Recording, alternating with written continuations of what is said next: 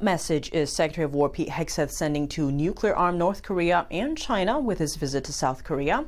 Joining us to unpack the state of U.S. South Korea relations is retired Marine Colonel Grant Newsham, Senior Fellow at the Center for Security Policy and author of When China Attacks. Grant Newsham, thank you so much for joining us. Great to have you back on the show. I'm always glad to be here. Now, Hegseth and his South Korean counterpart visiting the JSA, this is the first time in 8 years. First, what message is this joint visit sending to North Korea but also China? Well, on the surface, it suggests that the Americans and the South Koreans and their militaries are very solidly linked and ready to take on any threats, particularly from North Korea. China, of course, is also looking at this, the U.S. South Korea relationship to see what the strength of it is. You know, is there frictions in it? Are there weaknesses?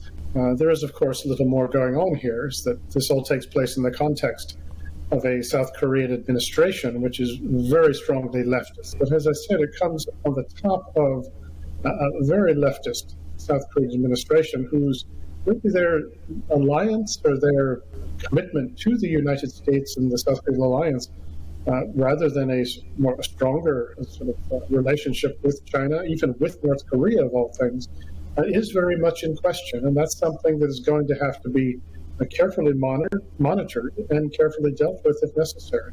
And given what you just laid out there, we did see President Trump say after he met with China Xi in South Korea that he ran out of time to meet with Kim Jong-un, North Korea. But if the time or opportunity arose, he would go back to the region. With this, meeting with Hegseth and his South Korean counterpart at the JSA, how likely are we to see President Trump meet with Kim Jong-un in his second term? Well, there's nothing that Mr. Trump does that should surprise us. I wouldn't be surprised if that happened. Even on this most recent trip, I think we could see the two meeting up at some point. Not too soon, but I think it could happen. And what would be the path for President Trump to bring down the rhetoric or the tensions in the Korean peninsula, given all the interplay that you just mentioned with South Korea? Well, that's a good question, because the South Koreans have what is called agency, which means that they make up their own minds, or better, I should say, the South Koreans' top leadership, the hardcore leftists that I mentioned. Most South Koreans do not want what they are selling. But how do you deal with a nation whose ideology is actually anti-American of all things and aligned with the Chinese Communist Party and North Korea, and is trying to establish a one-party state in South Korea? So it's an issue.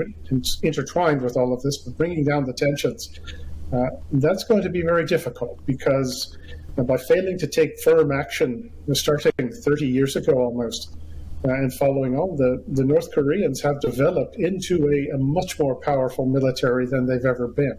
They've got a lot of problems, but nonetheless, their conventional military development has been striking, with Chinese and Russian support for that. Additionally, their nuclear capabilities have gradually improved, as have their delivery systems. The long-range missiles, the ability to miniaturize nuclear weapons, to put them on missiles, to deliver them. That has been really just an engineering problem that they have had time to work on, do the necessary trial and error, and nothing that has been done in terms of sanctions against North Korea, etc., or even offering them sort of sweeteners, offering them benefits. None of that has worked. I would note that sanctions against North Korea, despite existing, have never really been enforced. And the Chinese have broken these from almost day one and have suffered no punishment from anyone for having done so. So when you hear sanctions don't work against North Korea, always remember sanctions have never been tried. Definitely a lot to watch here for sure. Grant Newsham, as always, thank you so much for joining us. Well, thanks for having me. I always appreciate it.